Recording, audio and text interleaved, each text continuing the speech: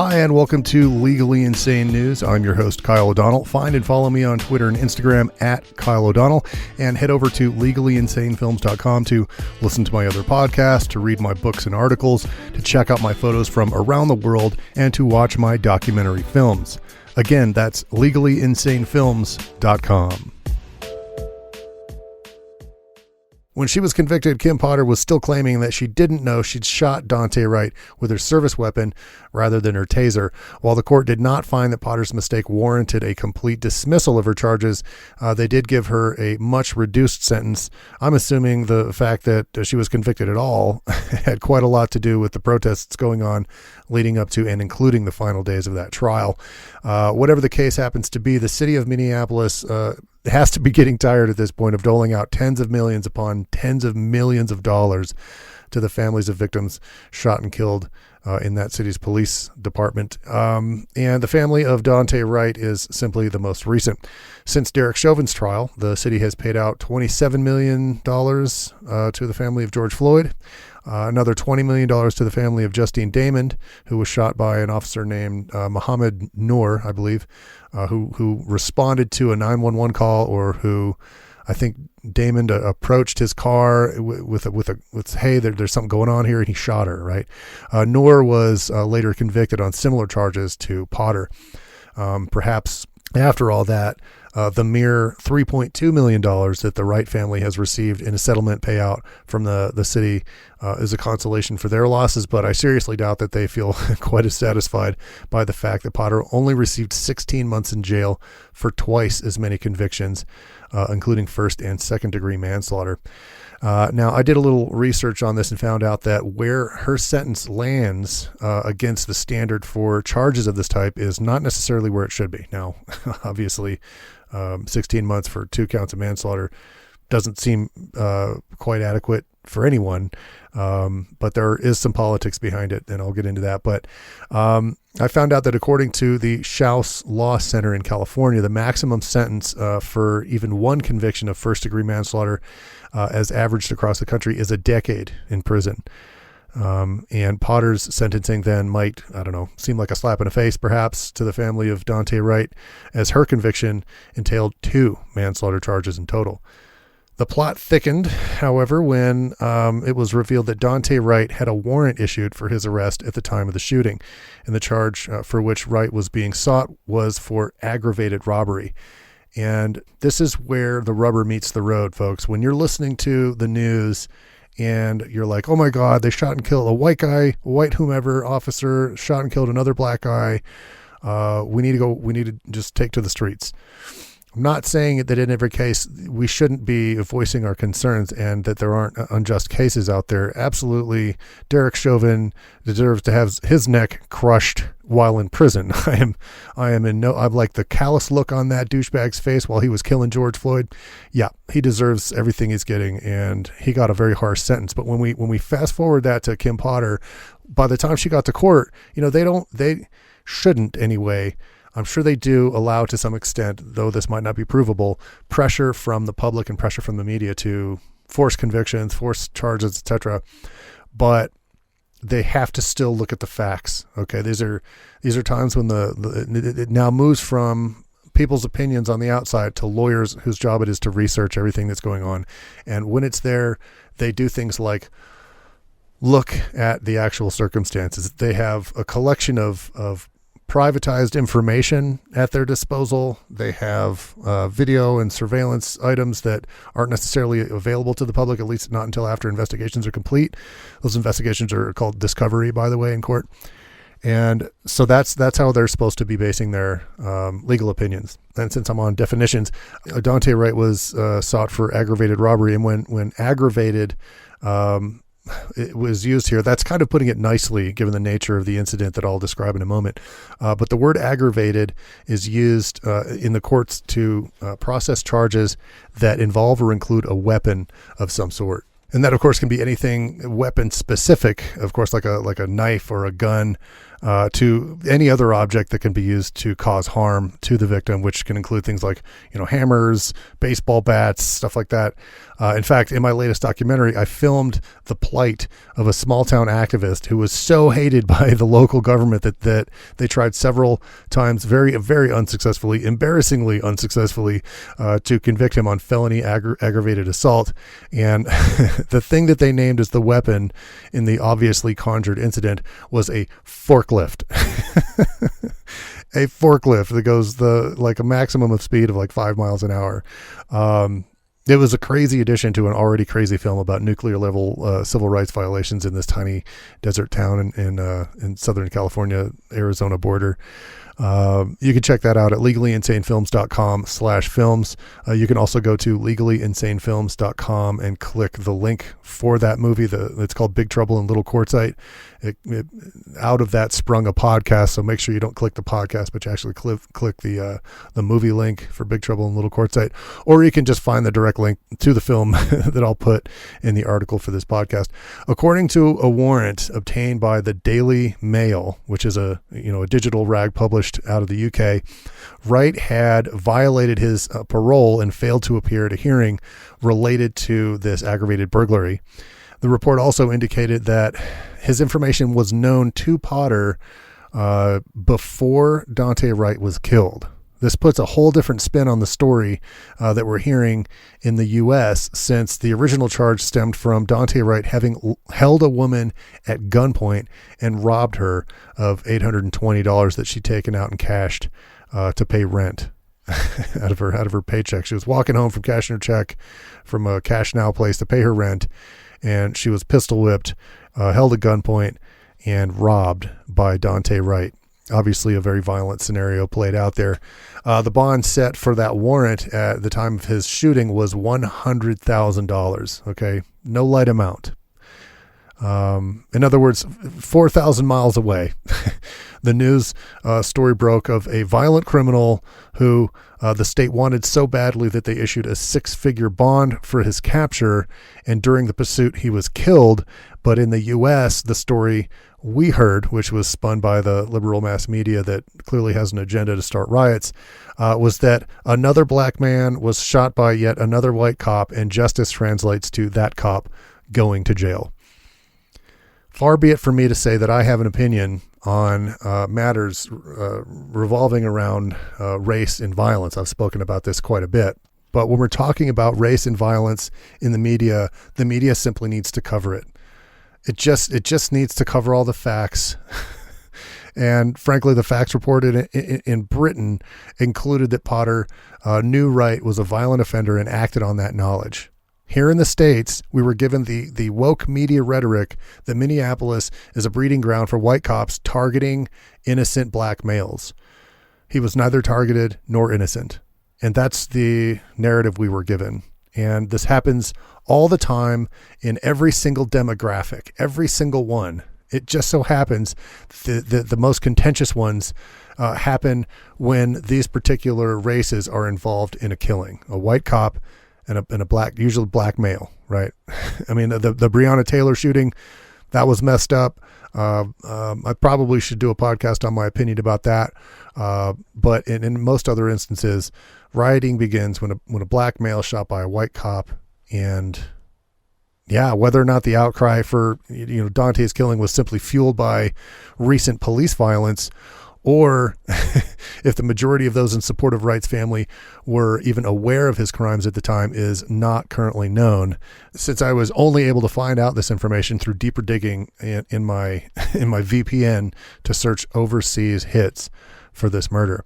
However, little remains to be available from the major networks that, in the States anyway, clearly dominate public access to news and information about the case. There's clearly a defining item there that we need to be addressing. It's not even really race. Like, I keep saying this, and I feel bad even hearing myself say black male killed by white cop. It's really not about that. It's just about journalists need to cover the facts. I mean, I think journalism is an all-time low.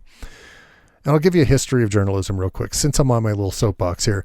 The history of journalism actually started so that there were political rags, right?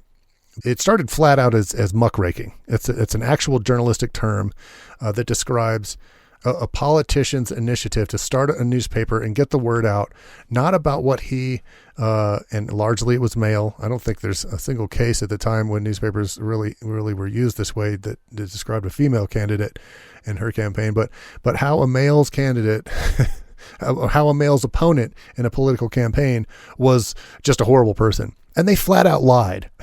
They did, there was no like journalism ethics at that time, right? I mean, newspapers were brand new, and the first thing, I'm pretty sure the reason they were invented, or at least widely used, was to spread rumors about a political opponent.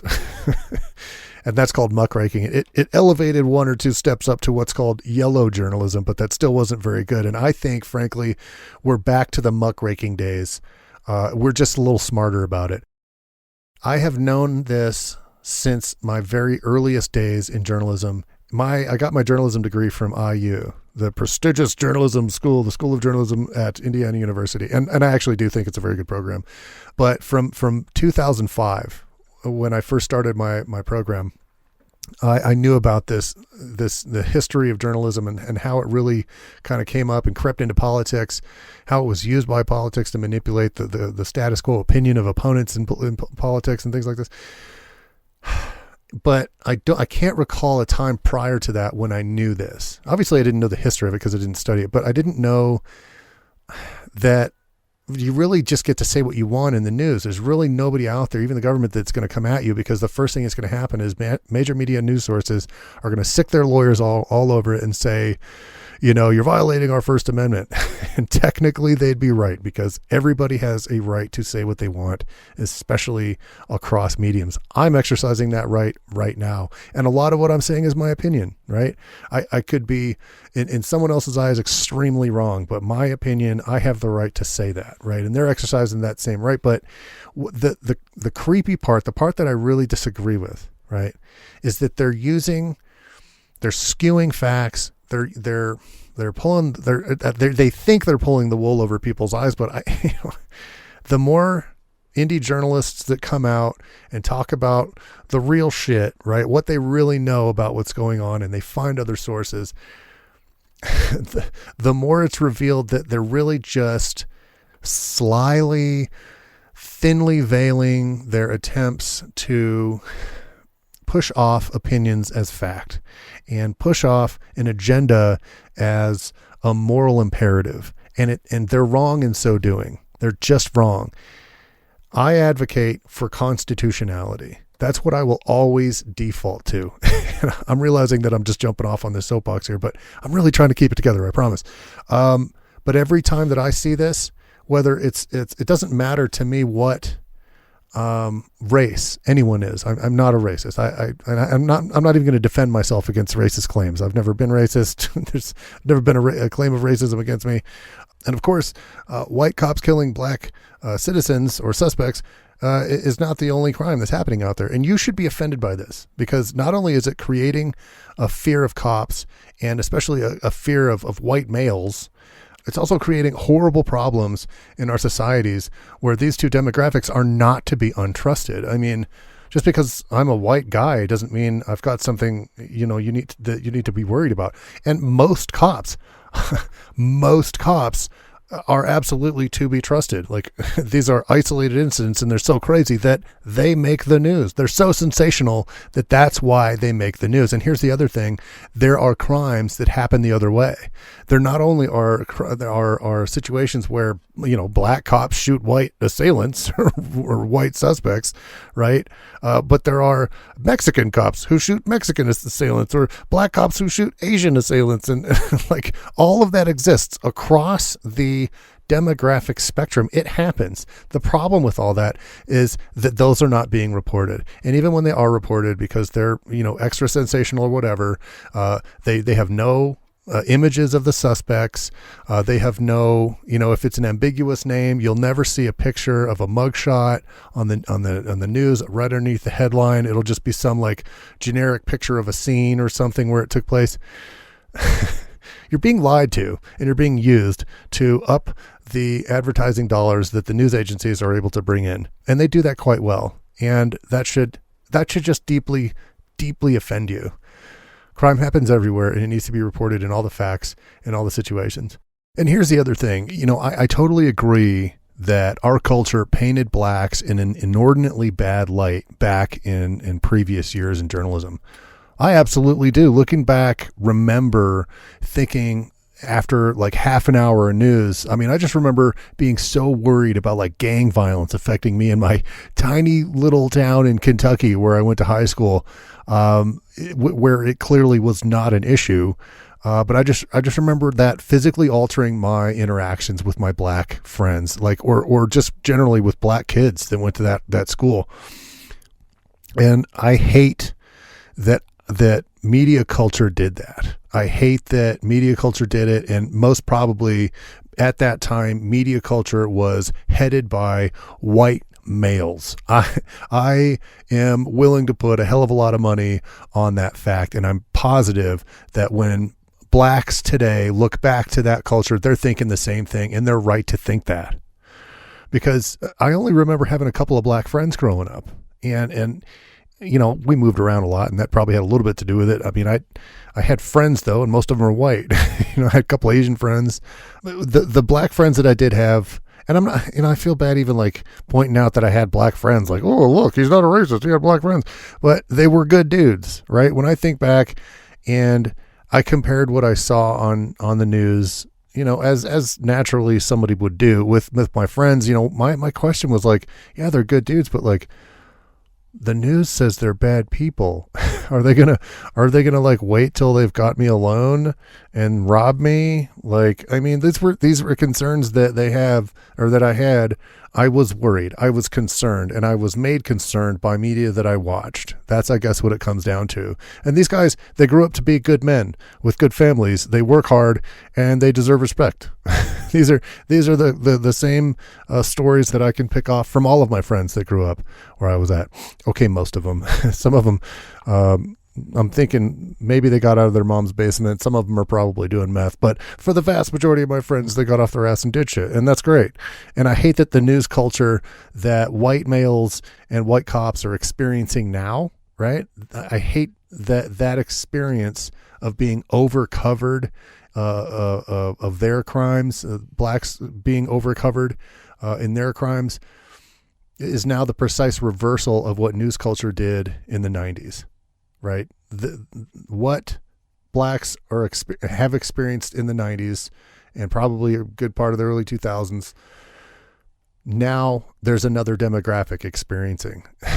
But the problem is that what news culture did, while it was wrong, the thing that will make it right is not just turning around and choosing another demographic to do that to. Even if, by the way, that was the demographic that headed the news back in the day. Just because there are other women and cultures now leading newsrooms, it doesn't mean, okay, well, it's time for you to get your just desserts, because like nobody that they're doing it to headed their newsrooms. Like, if you want to really get back at the people who did it, do it to the people that headed the newsrooms. If you really want to kill the messenger, kill the right one.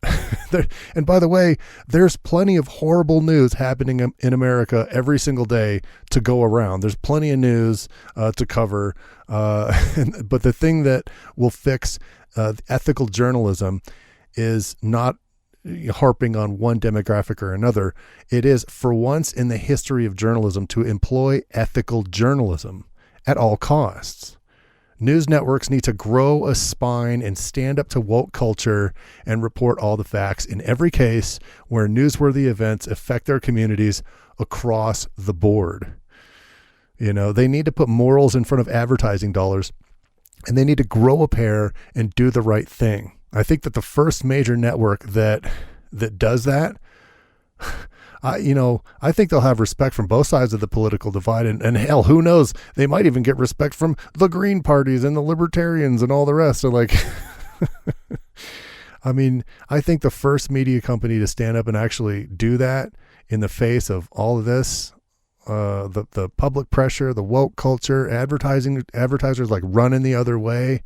Advertisers, Here's the other thing about advertising. They don't care about the actual news. The only thing they care about is the numbers, like who's watching, right? So then that translates down to, and you know, the news media knows this. So what are they going to do? They're going to follow the patterns that they know are popular in that moment to get the eyes, to get the eyeballs on the screen and to keep them there, which is what fear mongering is all about. And when I see media sharking over these like frenzied attempts to basically start a race war, they're calling us stupid. They're saying, look, believe what we say. We're going to keep you in fear so you're glued to our TVs. And once you're glued to our TVs, by the way, we'll throw a couple of commercials in there for you to be good little bitches and buy our advertisers' goods so we can keep doing more of the same. I mean, that vicious cycle, it needs to stop. It really, really does. And it happens on both sides. It happens with, like, a lot of people like NPR and Fox News, and that's like CNN versus Fox News. That's a divide, but they're both guilty of it. Every major media outlet is guilty of it. I feel like I should stop now. There are clever ways that they do it, and at least they think they're clever. But thankfully, the American public is getting smarter about the media they consume. You're listening to this, so clearly you're a genius. You know, actually, that's kind of a hidden faux pas. Like, if you found this, it's because you're out there looking for other journalism. So you actually are pretty smart. In any case, reeling this back in a little bit, it does seem that there was no problem for British newspapers to obtain the police records revealing the entire timeline of the events detailed in the arrest report. That has been linked to the article. Also, the warrant issued against Daunte Wright. Check the article for that. The timeline and the arrest report are quite revealing. And whatever the case, let's close this one off here before I pick it back up and take off with it. The settlement and the lackluster jail sentence are likely the result of courts attempting to balance out the public outcry for the officers' knowledge of the facts in the matter. For the next few episodes, I'll be sticking with the theme of gun-related stories in the news. So in the next edition of Legally Insane News, I'll be talking about a new policy that Chicago police will now have to abide by in order to curb the number of officer-related deaths and shootings throughout the city. The new policy is the result of a long-awaited change first suggested in the wake of a number of killings of young people during foot pursuits. That's it for this episode of the Masculist Podcast. We are brand spanking new, so we need followers to help get the word out. Be sure to follow us on our brand new social media accounts. We're on Twitter and Instagram at masculist_pod. Our Facebook page is coming out soon. If you're reading this story on masculist.net, head over to the Masculist Substack to hear the podcast.